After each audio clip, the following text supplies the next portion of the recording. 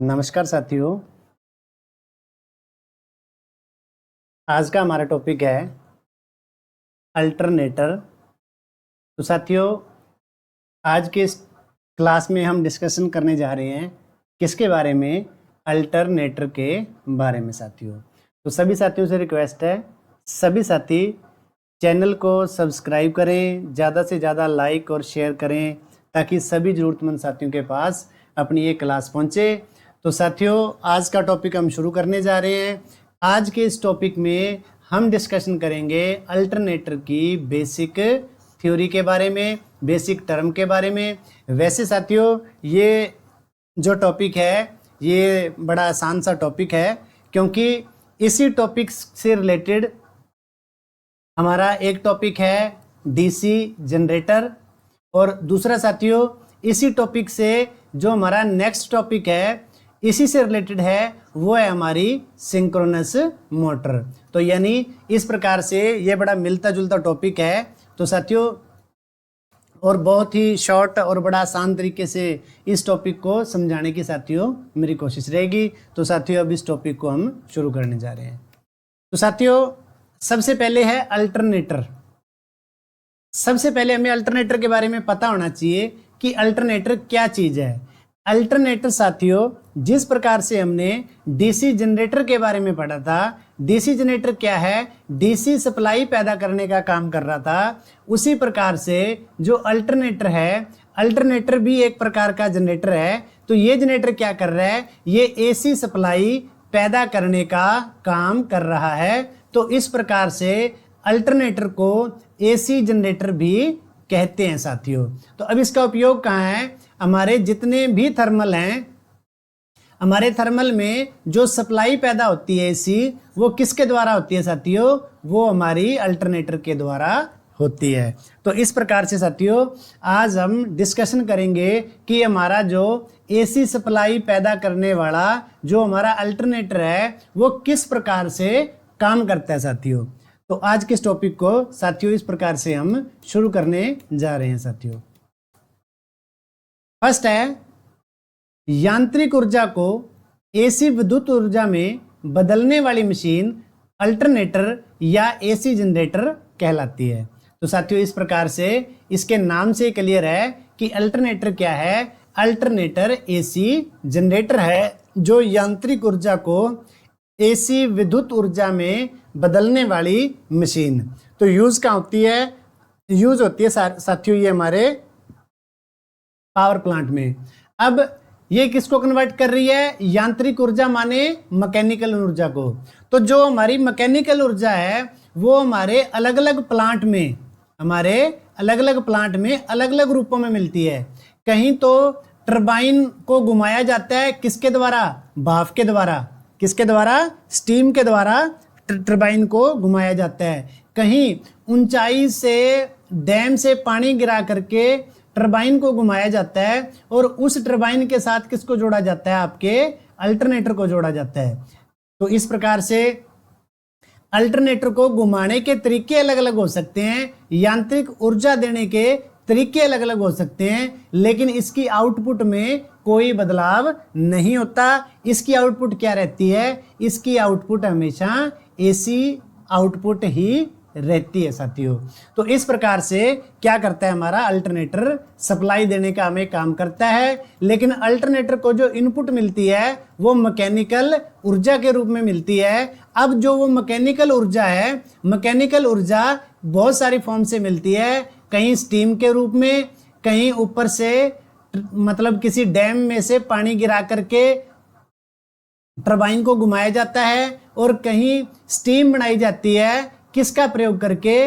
कहीं कोयले का प्रयोग करके स्टीम बनाई जाती है, कहीं जो है यूरेनियम का प्रयोग करके, मतलब यूरेनियम का प्रयोग करके ईंट बनाने का काम किया जाता है। तो कहीं इंजन के द्वारा अल्टरनेटर को घुमाया जाता है, किसके द्वारा? डीजल इंजन के द्वारा भी। वो अलग अलग टाइप हैं। वो टाइप साथियों हम डिस्कशन करेंगे कौन से चैप्टर में? जिस दिन हम पावर प्लांट का जो है चैप्टर डिटेल से करेंगे। आज का हमारा चैप्टर सिर्फ और सिर्फ किसके बारे में है? अल्टरनेटर के बारे में है।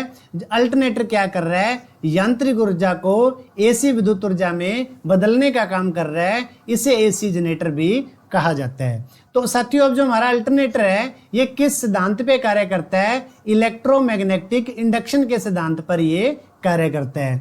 तो साथियों अब इलेक्ट्रोमैग्नेटिक इंडक्शन सिद्धांत क्या है, सेम एज इट इज वही है जो हम डीसी जनरेटर के केस में पढ़ के आए हैं साथियों। तो सभी साथियों से रिक्वेस्ट है कि बिना डीसी जनरेटर का चैप्टर किए इस क्लास को साथियों ना देखें, क्योंकि अगर किसी भी साथी ने अल्टरनेटर को समझना है तो सबसे पहले डीसी जनरेटर के चैप्टर को अच्छे से समझ करके आए, तो ही ये चैप्टर आपको अच्छे से समझ आएगा साथियों। तो साथियों डीसी जनरेटर के केस में क्या हो रहा था, आउटपुट पे आपको डीसी मिल रही थी, लेकिन यहाँ क्या हो रहा है, यहाँ आपको आउटपुट पे एसी सप्लाई मिल रही है। तो डीसी जनरेटर में क्या हो रहा था, पैदा उसमें भी एसी सप्लाई ही हो रही थी, लेकिन आउटपुट पे जो लगे हुए थे आपके कम्यूटेटर लगे हुए थे, कम्यूटेटर क्या कर रहे थे, अंदर पैदा होने वाली एसी को बाहर जो है डीसी में कन्वर्ट करके आपके पास भेज रहे थे। तो इस प्रकार से हमारा डीसी जनरेटर काम कर रहा था। तो अब जो है अब उसी प्रकार से क्या है साथियों, हमारा अल्टरनेटर है। तो अल्टरनेटर की जो कार्यप्रणाली है, जो वर्किंग प्रिंसिपल है, उसके बारे में साथियों हम डिस्कशन करेंगे। तो क्या है साथियों, अल्टरनेटर का किस सिद्धांत पे कार्य करता है, फैराडे के इलेक्ट्रोमैग्नेटिक इंडक्शन के सिद्धांत पर कार्य करता है। तो ये सिद्धांत क्या कहता है कि जब किसी चुंबकीय क्षेत्र में, ये क्या हो गया चुंबकीय क्षेत्र, जब किसी चुंबकीय क्षेत्र में किसी चालक क्या हो गया, ये वाला अंदर वाला घूमने वाला पार्ट, घूमने वाला पार्ट क्या होता है चालक, इसको इसमें परिभाषा में क्या बोल रहा है, चालक ये, और ये क्या होता है, ये घूमने वाला भाग होता है आपका रोटर, और डीसी जनरेटर में होता है घूमने वाला भाग आर्मेचर, एसी में घूमने वाला भाग होता है रोटर। तो इसको रोटर को चालक बोला जा रहा है। जब किसी चुंबकीय क्षेत्र में किसी चालक को घुमाया जाता है, इस चालक को किसके द्वारा घुमाया जा रहा है, मैंने घुमाने के पहले ही क्वेश्चन में आपको अलग अलग तरीके बताए थे, कहीं स्टीम के द्वारा, कहीं पानी के द्वारा, तो कहीं डीजल इंजन के द्वारा इसको घुमाया जा रहा है। तो इसको घुमाया जाता है तो वह चुंबकीय रेखाओं का छेदन करता है या चुंबकीय रेखाओं को काटता है, यानी इसमें से आने वाली चुंबकीय रेखाओं को घूम करके कौन काट रहा है, ये चालक काट रहा है, ये घूमने वाला भाग काट रहा है, जिसकी वजह से इस घूमने वाले भाग में क्या पैदा हो रही है, विद्युत वाहक बल पैदा हो रहा है, यानी ईएमएफ पैदा हो रही है। तो इस प्रकार से क्या काम करता है, हमारा अल्टरनेटर काम करता है साथियों। तो साथियों अब बात आती है कि जो हमारा अल्टरनेटर है, अल्टरनेटर में जो ये चुंबकीय क्षेत्र पैदा हुआ है, ये चुंबकीय क्षेत्र कहां से आया, इस चुंबकीय क्षेत्र को सप्लाई कहां से मिली, जिसकी वजह से इनमें जो है क्या होता है, मैग्नेटिक फील्ड पैदा होता है। वो मैग्नेटिक लाइंस जब चालक के ऊपर आती हैं तो ये घूमने वाला चालक उसको काटता है, जिसकी वजह से इसमें ईएमएफ पैदा होती है। तो साथियों इस बात को थोड़ा अच्छे से क्लियर करते हैं। एक साथियों हमारा था डीसी जनरेटर। तो डीसी जनरेटर में तो क्या था साथियों कि स्टेटर के अंदर वाइंडिंग थी, उस स्टेटर के अंदर क्या डाला गया था, आर्मेचर को डाल दिया गया था। तो अब इसमें से क्या है, मैग्नेटिक लाइंस आ रही थी। तो साथियों जनरेटर के केस में जो ये मैग्नेटिक फील्ड बन रहा था, फील्ड वाइंडिंग से, स्टेटर वाली वाइंडिंग से, ये किसके कारण था, ये था मैक्सिमम रेजिड्यूल मैग्नेट के कारण। किसके कारण, रेजिड्यूल मैग्नेट के कारण। रेजिड्यूल मैग्नेट क्या होता है, जब कंस्ट्रक्शन की जाती है जनरेटर की, कंस्ट्रक्शन के बाद इस वाइंडिंग को चार्ज किया जाता है, चार्ज करके इसको जो है शॉर्ट कर दिया जाता है, और मैग्नेटिक जो है इसमें जो मैग्नेट है वो मैग्नेट रेजिड्यूल मैग्नेट के रूप में स्टोर हो जाता है। तो इस प्रकार से अब जो ये मैग्नेट, जो रेजिड्यूल मैग्नेट है, ये क्या करता है, इस कॉइल में मैग्नेट बनाने का परमानेंट काम करता है, यानी वो इस फील्ड वाइंडिंग को परमानेंट मैग्नेट बना करके रखता है साथियों। एक ये केस है जनरेटर का, लेकिन अल्टरनेटर के केस में ऐसा नहीं होता। अल्टरनेट एक बड़े सत्र का है, 3 फेज सप्लाई का है, इसलिए इसकी जो फील्ड वाइंडिंग है, इसकी फील्ड वाइंडिंग को चार्ज करने के लिए क्या किया जाता है, एक बाहर से डीसी सप्लाई दी जाती है। इसकी फील्ड वाइंडिंग को चार्ज करने के लिए बाहर से डीसी सप्लाई दी जाती है। और एक चेंज हो रहा है कि इस फील्ड वाइंडिंग को स्टेटर पर नहीं किया जाता, इस फील्ड वाइंडिंग को किस पे किया जाता है, आर्मेचर के ऊपर यानी रोटर के ऊपर सेटअप किया जाता है। और जनरेटर के केस में तो क्या था कि घूमने वाले भाग में सप्लाई पैदा हो रही थी। अब क्या है, इसमें जो घूमने वाला भाग है इसके ऊपर कौन सी वाइंडिंग को कर दिया, इस वाइंडिंग को कर दिया, स्टेटर वाली वाइंडिंग को कर दिया। और जो इस वाली वाइंडिंग होती है, जो आर्मेचर वाली वाइंडिंग होती है, जो रोटर वाली वाइंडिंग होती है, रोटर वाली वाइंडिंग में क्या होती है, सप्लाई पैदा होती है। इस सप्लाई पैदा होने वाली जो सप्लाई है, इसकी वाइंडिंग को किस पे कर दिया जाता है, स्टेटर के ऊपर कर दिया जाता है। तो साथियों मेनली जो समझने की दो चीजें हैं, दो चीजें ये है, अल्टरनेटर के केस में फील्ड वाइंडिंग को अपोजिट किया जाता है किसके ऊपर, घूमने वाले भाग के ऊपर। और घूमने वाले भाग में जो वाइंडिंग है इसको किसके ऊपर किया जाता है, इसको किया जाता है स्टेटर के ऊपर। कंफ्यूज होने वाली बात नहीं है साथियों, सिर्फ यही चेंज है डीसी जनरेटर और अल्टरनेटर में। वो चेंज क्या है, डीसी जनरेटर के अंदर फील्ड वाइंडिंग को चार्ज किया गया, उसके अंदर रखे हुए आर्मेचर में क्या होती है, डीसी सप्लाई, आर्मेचर में एसी सप्लाई पैदा होती है। एसी सप्लाई को कम्यूटेटर के द्वारा डीसी में कन्वर्ट करके हम क्या है, बाहर आउटपुट पर ले रहे थे, इतना काम था। लेकिन अब इसमें क्या होता है, अल्टरनेटर के केस में साथियों थोड़ा विपरीत है प्रोसेस। इस प्रोसेस में क्या होता है कि आपकी जो फील्ड वाइंडिंग है, फील्ड वाइंडिंग में क्या किया जाता है, फील्ड वाइंडिंग को उठा करके किसके ऊपर कर दिया जाता है, आर्मेचर के ऊपर कर दिया जाता है। और आर्मेचर वाइंडिंग को उठा करके किस पे कर दिया जाता है, स्टेटर के ऊपर सेटअप कर दिया जाता है। तो अब क्या था, सप्लाई पैदा होने वाला प्रोसेस सेम ही है। सप्लाई किस में पैदा हो रही थी, जनरेटर के केस में आर्मेचर में। इसमें जो सप्लाई पैदा होगी वो भी किस में होगी, आर्मेचर वाली वाइंडिंग के ऊपर। लेकिन आर्मेचर वाली वाइंडिंग कहाँ है, आर्मेचर वाली वाइंडिंग यहां सेटअप है, आर्मेचर वाली वाइंडिंग यहां सेटअप है। तो इस प्रकार से जो सप्लाई पैदा होगी, सप्लाई पैदा होगी शिथिल भाग में।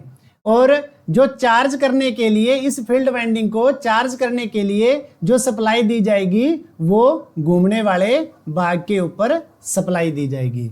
तो साथियों इस प्रकार से हमारे अल्टरनेटर को चलाने के लिए हमें क्या है, दो तरीके की सप्लाई की जरूरत है, डीसी सप्लाई की जरूरत रहती है। डीसी सप्लाई की जरूरत रहती है उसकी फील्ड वाइंडिंग को चार्ज करने के लिए। फील्ड वाइंडिंग घूमने वाले भाग पे स्थापित की जाती है।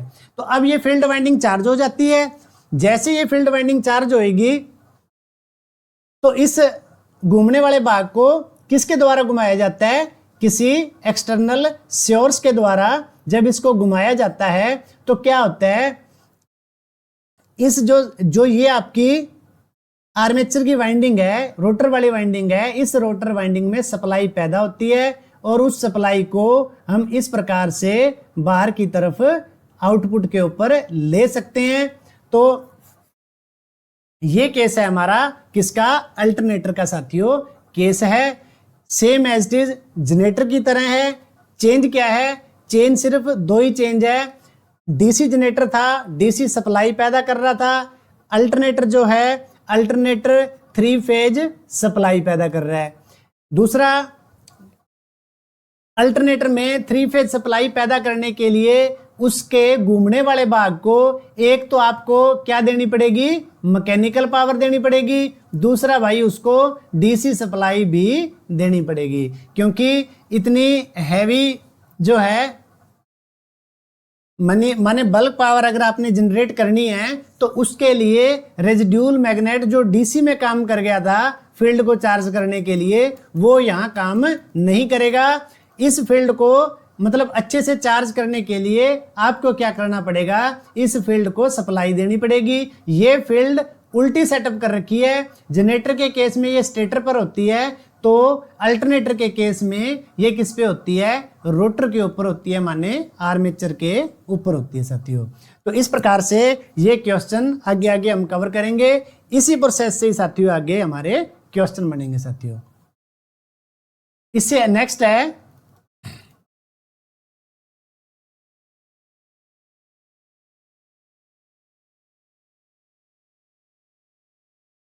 तो नेक्स्ट है साथियों अल्टरनेटर की मूल आवश्यकताएं। मूल आवश्यकता क्या है, चुंबकीय क्षेत्र होना चाहिए भाई। क्या होना चाहिए, चुंबकीय क्षेत्र, जो हमने पैदा किया है किसके द्वारा, डीसी सप्लाई के द्वारा। दूसरा क्या है, आर्मेचर। आर्मेचर माने रोटर, रोटर माने घूमने वाला भाग, यानी फील्ड क्षेत्र भी होना चाहिए और आर्मेचर सेटअप भी आपका होना चाहिए। इससे बाद क्या है, यांत्रिक ऊर्जा होनी चाहिए आपके पास, यानी इसको घुमाने के लिए जो अलग अलग तरीके यूज किए जाते हैं, तो मैकेनिकल पावर भी होनी चाहिए। और नेक्स्ट क्या है साथियों, स्लिप रिंग।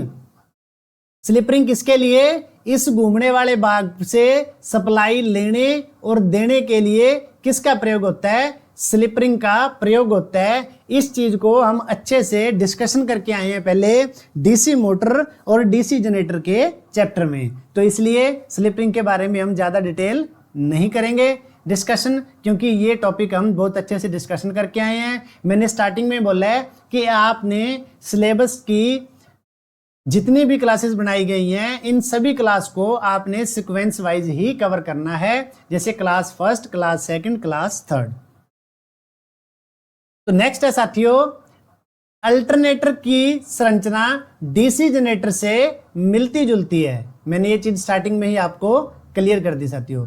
अल्टरनेटर के मुख्य भाग हैं इसकी बॉडी, इसका स्टेटर, इसका रोटर और एक्साइटर। अब साथियों स्टेटर तो हो गया स्टैटिक पार्ट, ये शिथिल भाग, योक हो गया ये बॉडी इसकी ऊपर वाली, रोटर हो गया इसके अंदर घूमने वाला भाग। अब एक्साइटर क्या चीज है, एक्साइटर है जो आपने इस फील्ड वाइंडिंग को, ये फील्ड वाइंडिंग जो ये वाली फील्ड वाइंडिंग जो सेटअप की गई है आर्मेचर के ऊपर, तो आर्मेचर के ऊपर, रोटर के ऊपर जो फील्ड वाइंडिंग सेटअप की गई है, इसको बाहर से सप्लाई दी जाती है। जिस इक्विपमेंट के द्वारा, जिस यंत्र के द्वारा इस फील्ड वाइंडिंग को एक्साइट किया जा रहा है, चार्ज किया जा रहा है, उसे क्या कहा जाता है, उसे कहा जाता है साथियों एक्साइटर। तो एक्साइटर क्या है, यानी जिस इक्विपमेंट से जो ये डीसी सप्लाई आ रही है, ये क्या है आपका एक्साइटर है साथियों। नेक्स्ट है डीसी सप्लाई के लिए डीसी शंट या कंपाउंड जनरेटर का प्रयोग किया जाता है, यानी जो ये सप्लाई दी जा रही है ये या तो शंट जनरेटर या कंपाउंड जनरेटर के द्वारा दी जाती है। नेक्स्ट है साथियों सेलिएंट पोल रोटर कम गति वाले अल्टरनेटर में प्रयोग किए जाते हैं। सेलिएंट होता है उभरे हुए पोल, ये किस प्रकार के रोटर के लिए प्रयोग किए जाते हैं, जहां आपको कम स्पीड चाहिए। कितनी स्पीड, 375 से 1000 आरपीएम के लिए जहां स्पीड की जरूरत हो, वहां सेलिएंट पोल रोटर वाले अल्टरनेटर का उपयोग किया जाता है। नेक्स्ट है बेलनाकार पोल रोटर उच्च गति, 1500 से 3000 के लिए किस प्रकार के बेलनाकार पोल रोटर उच्च गति के लिए प्रयोग किए जाते हैं। अब जो ये बेलनाकार रोटर की जो आउटपुट रेटिंग होती है अल्टरनेटर की, वो कितनी होती है साथियों, 50,000 केवीए से 50,000 केवीए से साथियों ये हमारी 2 लाख केवीए तक की साथियों होती है। तो इस प्रकार से जो हमारा 3 फेज अल्टरनेटर की तीनों वाइंडिंग है, जो ये 3 फेज अल्टरनेटर की जिसके अंदर सप्लाई पैदा हो रही है 3 फेज, तो इसकी जो वाइंडिंग है, इस वाइंडिंग की जो तीनों सेट हैं वो कितने डिग्री पे हैं, 120 डिग्री पे हैं साथियों। सेम एज इट इज किसकी तरह, 3 फेज मोटर की तरह। तो 3 फेज मोटर में हम ये चीजें डिस्कशन करके आ चुके हैं कि तीनों वाइंडिंगों में जो वाइंडिंग है वो कितने, 120 डिग्री पे, और जो कंप्लीट सेट होता है वो कितने का होता है, 360 डिग्री का साथियों।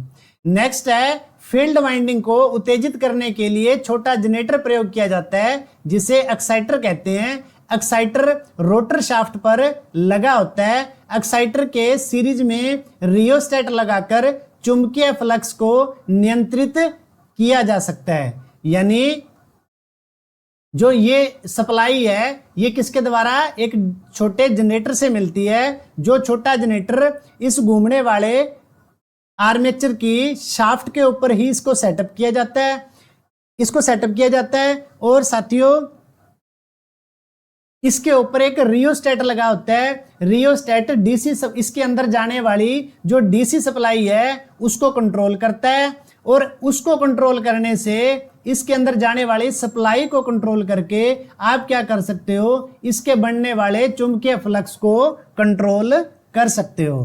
तो नेक्स्ट है साथियों, उत्पन्न ईएमएफ की दिशा व परिणाम का ग्राफ। अब किसी जनरेटर में जितनी ईएमएफ पैदा हो रही है, ठीक है, ईएमएफ की दिशा व परिणाम का ग्राफ क्या कहलाता है, साइन वेव कहलाता है। मतलब उसकी जो जनरेशन का जो ग्राफ है वो क्या कहलाता है, साइन वेव कहलाता है। यानी उसकी जो आउटपुट है वो एक वेव फॉर्म के रूप में रिप्रेजेंट होती है। नेक्स्ट है साथियों, अल्टरनेटर की फ्रीक्वेंसी। अब कोई अल्टरनेटर है वो क्या कर रहा है, 3 फेज सप्लाई पैदा कर रहा है। अब 3 फेज सप्लाई माने एसी सप्लाई पैदा कर रहा है। एसी कर रहा है तो उसकी क्या है, फ्रीक्वेंसी भी होगी कुछ ना कुछ। तो साथियों अल्टरनेटर की जो फ्रीक्वेंसी है वो क्या है, रोटर की गति पर निर्भर करती है। यानी जिस स्पीड से आप इसके घूमने वाले भाग को मतलब हम रोटेट करवा रहे हैं तो उसकी गति पे क्या डिपेंड करता है, अल्टरनेटर की रोटर की फ्रीक्वेंसी डिपेंड करती है। हमारी फ्रीक्वेंसी फिक्स क्यों है, हमारी फ्रीक्वेंसी इसलिए फिक्स है कि जो रोटर की स्पीड है, रोटर की स्पीड को भी क्या रखा जाता है साथियों, स्थिर रखा जाता है, फिक्स रखा जाता है। तो इस प्रकार से तो हमारी फ्रीक्वेंसी फिक्स क्यों रहती है, क्योंकि रोटर की स्पीड को भी फिक्स रखा जाता है। नेक्स्ट है साथियों, पूरे भारत में 3 फेज अल्टरनेटर का जो फेज क्रम है वो क्या है, RYB। यानी RBY नहीं, क्या होता है, RYB। ये सीक्वेंस क्या माना जाता है, सही सीक्वेंस माना जाता है। नेक्स्ट है साथियों, प्राइम मूवर के आधार पर अल्टरनेटर कितने प्रकार के होते हैं। प्राइम मूवर माने जो घुमाने के लिए चीजें प्रयोग होती हैं। आप प्राइम मूवर माने टरबाइन पर आप वाटर डाल करके टरबाइन को घुमा रहे हो, उसके घुमाव के साथ आपने क्या जोड़ रखा है, अल्टरनेटर जोड़ रखा है, जिससे वो अल्टरनेटर घूम रहा है और वो क्या कर रहा है, एसी सप्लाई पैदा कर रहा है। आप टरबाइन के ऊपर स्टीम डाल रहे हो, भाप डाल रहे हो, मतलब पहले पानी को गर्म कर रहे हो कोयले से या फिर यूरेनियम से, या फिर आप ऑयल इंजन का प्रयोग कर रहे हो। तो इस प्रकार से टरबाइन के ऊपर पानी डालकर, भाप डालकर या डायरेक्ट इंजन के द्वारा आप रोटेट करके प्राइम मूवर के आधार पर अल्टरनेटर की क्लासिफिकेशन 3 प्रकार से है। नेक्स्ट है साथियों, रोटेटिंग पार्ट के आधार पर अल्टरनेटर क्या है, रोटेटिंग अगर तो आर्मेचर को घुमाया जा रहा है तो स्लिप रिंग आपको 4 चाहिए। अगर रोटेटिंग फील्ड को घुमाया जा रहा है तो स्लिप रिंग आपको 2 चाहिए। भाई स्लिप रिंग होती है घूमने वाले भाग को सप्लाई लेने और देने के लिए। तो अब आप इस बात को समझने के लिए रोटेटिंग आर्मेचर और रोटेटिंग फील्ड, अगर आप इस फील्ड वाइंडिंग को उठा करके इसके ऊपर लगाते हो और फील्ड को डीसी से चार्ज करते हो तो आपको सिर्फ 2 स्लिप रिंग की जरूरत है। अगर आप ये बदलाव नहीं करते और फील्ड को यहीं फील्ड पे रहने देते हो और आर्मेचर को आर्मेचर वाइंडिंग पे सेटअप करते हो तो फिर सप्लाई इस पार्ट में पैदा नहीं होगी, फिर सप्लाई कहां पैदा होगी, इस पार्ट में सप्लाई पैदा होगी साथियों। तो तो जब इस स्पार्ट में सप्लाई पैदा होगी, वो कौन सी पैदा होगी? एसी पैदा होगी। और कितनी होगी? 3 फेज होगी। तो 3 फेज सप्लाई को जब बाहर लेने के लिए आप स्लिप रिंग का प्रयोग करोगे तो विद न्यूट्रल आपको कितनी चाहिए?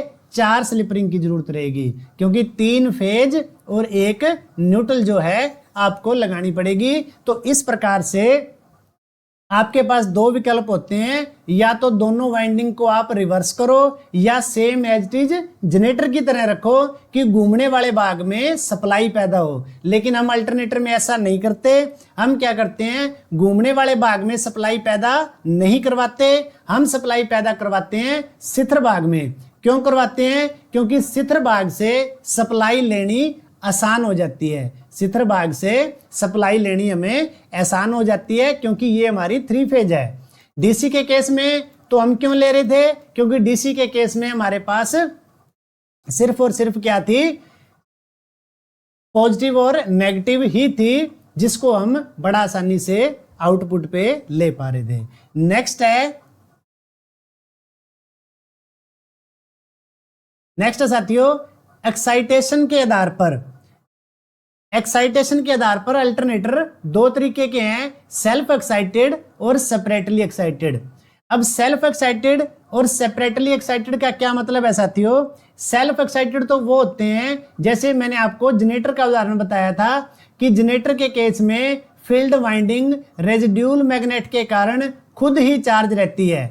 रेजिड्यूल के कारण खुद ही चार्ज रहती है, उसको किसी प्रकार की बाहर से सप्लाई देने की जरूरत नहीं होती। वो होता है साथियों हमारा कौन सा टाइप होता है? Self excited. सेपरेटली होता है किसी अलग से सप्लाई देना। तो अलग से सप्लाई देने वाला टाइप कौन सा है? अलग से सप्लाई देने वाला टाइप ये अल्टरनेटर का टाइप है, जिसमें हम बाहर से डीसी सप्लाई दे रहे हैं। जिससे हम बाहर से डीसी सप्लाई दे रहे हैं, ये होता है सेपरेटली, माने अलग से सप्लाई देना। नेक्स्ट है पोल के आधार पर। सेलिएंट पोल, सेलिएंट होता है उभरे हुए, और स्मूथ पोल, स्मूथ सिलेंड्रिकल होते हैं, जो है पोल उभरे नहीं होते, प्लेन होते हैं। किसके? उसकी आर्मेचर वाइंडिंग के साथियों। नेक्स्ट है लोड परिवर्तन से अल्टरनेटर की स्पीड में भी परिवर्तन होता है, जिसे हंटिंग या फेज स्विमिंग कहते हैं। जिसे क्या कहते हैं? कई बार क्या होता है साथियों कि जैसे आपका लोड में कुछ परिवर्तन हुआ, लोड कम ज्यादा होता है, तो जिससे क्या है, जो अल्टरनेटर है उसकी स्पीड भी कम ज्यादा होती है, और स्पीड के साथ साथ क्या है, उसमें कुछ कंपन पैदा होने लग जाती है। जिससे क्या है, कंपन पैदा होती है। उस कंपन को क्या कहते हैं? हंटिंग कहते हैं, या फेज स्विमिंग भी कहा जाता है। अब इस हंटिंग को रोकने के लिए रोटर पोल में एक अलग से वाइंडिंग लगाई जाती है, जिसे क्या कहा जाता है? डैम्पर वाइंडिंग कहा जाता है। डैम्पर वाइंडिंग का क्या काम है?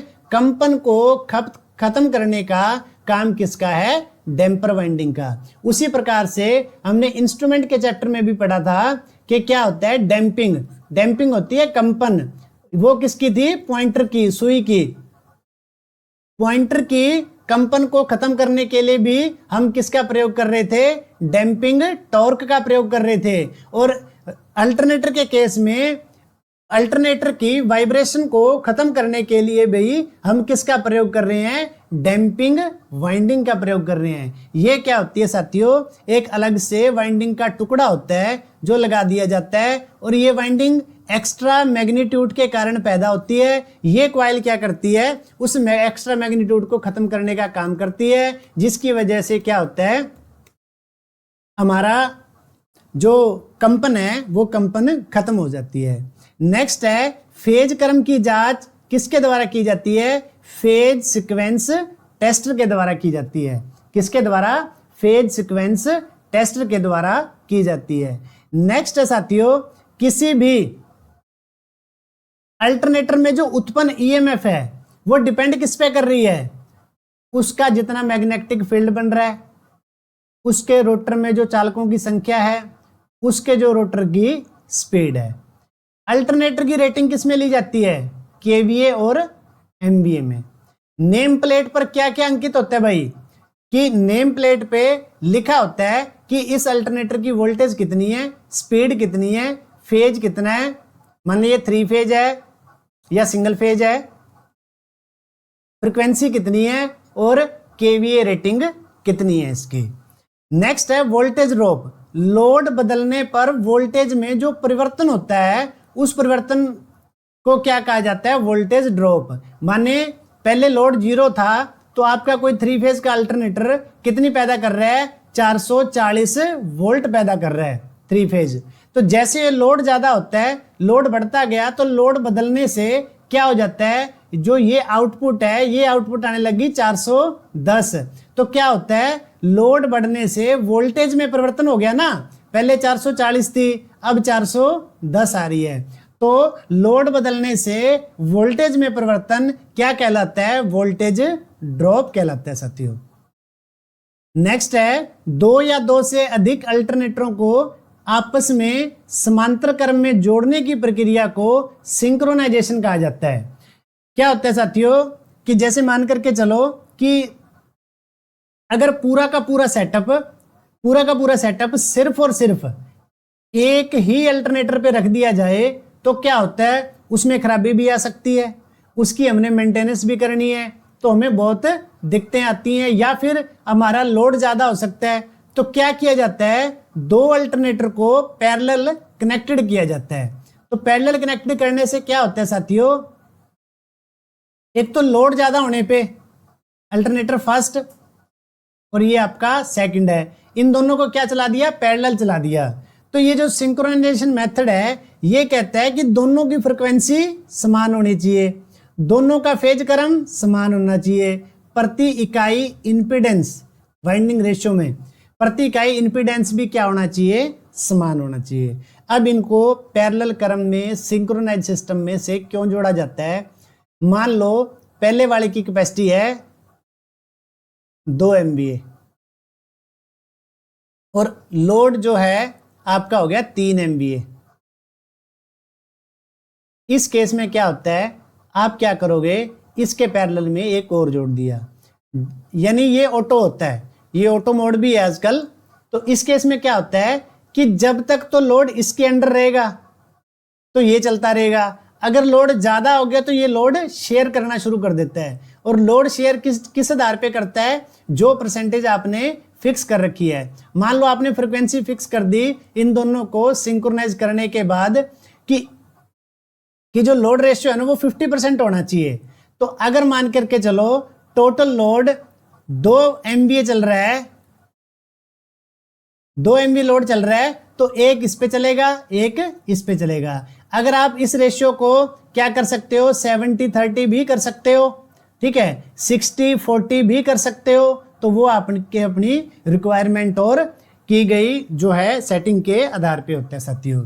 तो इस प्रकार से ये प्रक्रिया थी। और इसका सिंक्रोनाइजेशन का फायदा ये भी होता है, मान लो एक पर हमने काम करना है तो हम पूरा का पूरा लोड दूसरे पे शिफ्ट कर सकते हैं। तो ये सिस्टम क्या है, ये है सिंक्रोनाइजेशन का सिस्टम साथियों।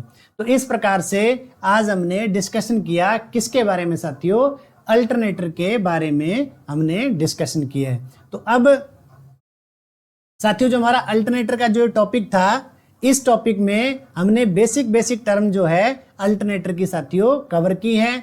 मेन क्या है तो same as it is generator की तरह ही, लेकिन जनरेटर में हम फील्ड वाइंडिंग को स्टेटर पर लगाते थे, इसमें फील्ड वाइंडिंग को हम रोटर पर लगा रहे हैं। उसमें फील्ड वाइंडिंग को किसी प्रकार की सप्लाई नहीं दी जा रही थी, इसमें हम फील्ड वाइंडिंग को क्या दे रहे हैं, सप्लाई दे रहे हैं, डीसी सप्लाई दे रहे हैं, जिसे एक्साइटर कहा जाता है। किसके द्वारा, डीसी शंट या कंपाउंड जनरेटर के द्वारा।